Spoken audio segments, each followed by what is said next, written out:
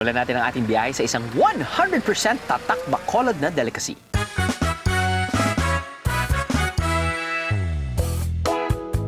Ang piyaya. Yaba! As an Ilonggo, so bailon is the original piyaya. So flat piyaya, mga karamihan sa mga nakakatanda ang sinasabi talaga na ito yung original na Ilonggo piyaya. But of course, ang kilala natin ng piyaya, marami. So, commercialized. So far, the taste. Kasi ito yung talagang traditional na pag nakita mo yung muscovado or yung ano na taste. So, pag sinubukan mo siya, ma-differentiate mo. Kasi pag sinubukan mo yung iba, malalaman mo talaga yung taste. So, sa amin, yung taste kaagad ng muscovado or that sugar content ng piyaya, malalasahan mo kaagad sa bailon. Gaya ng iba pang delicacy sa ating bansa, naipasa ang recipe ng piyaya sa isang pamilya noong 1930s. At ang pamilya Locsin daw ang nagpasarap sa timpla ng original na piyaya sa isang pagpupulong kasama ang mga nagtitinda ng kakanin.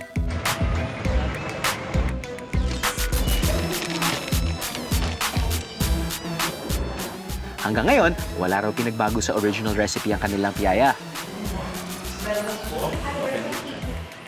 Morning. Tay, magandang umaga. Magandang umaga man.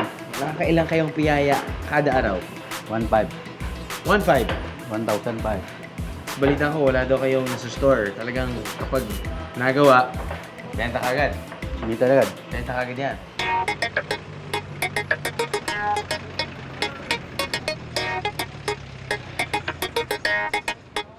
$1,500 a day, biyaheros. So, that would mean 10,000 piyayas a week. Walang natitira, walang naiipon. Araw-araw, freshly baked ang piyaya nila. Sa unang tingin, parang there's nothing special sa piyayang to. Pero ang sikreto raw ay nasa kanilang dough. Isa ring susi sa malutong na piyaya ng bailons ang tamang timing ng pag-alsa. Talaga, napaniginipan ko to eh. So, fishball pala ang piyaya. Hindi. Hindi, Harina. harina.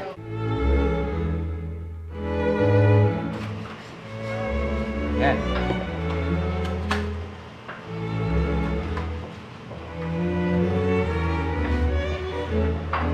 Tama po ba ginagawa ko?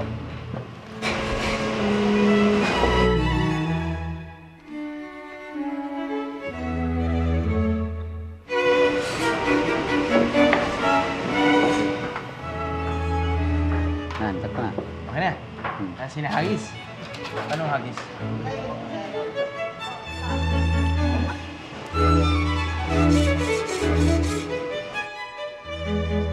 Di pala biro ang ginagawa nila, mukha lang madali.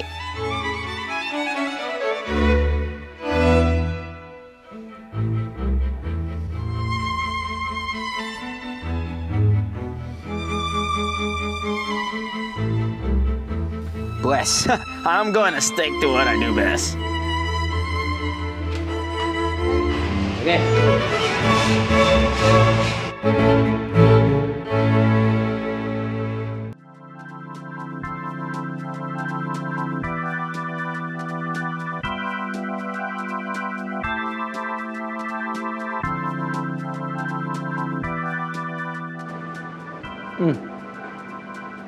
Usually kasi yung kinakakain natin piyaya, yung matagal nang naluto tapos nakapack na.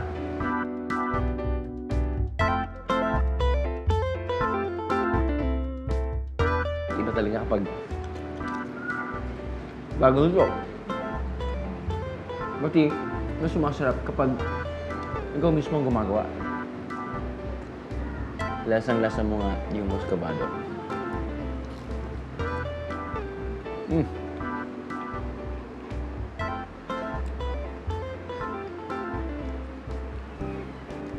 Sakto. Perfect combination.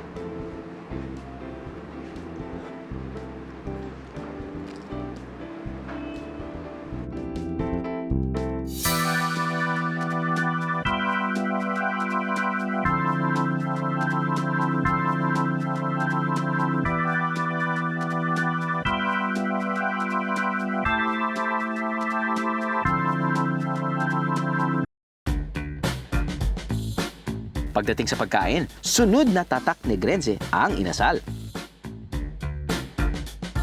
I am the meeting is a BIA. God! All you gotta do is just subscribe to the YouTube channel of GMA Public Affairs and you can just watch all the Behind the Drew episodes all day, forever in your life. Let's go! Yeehaw!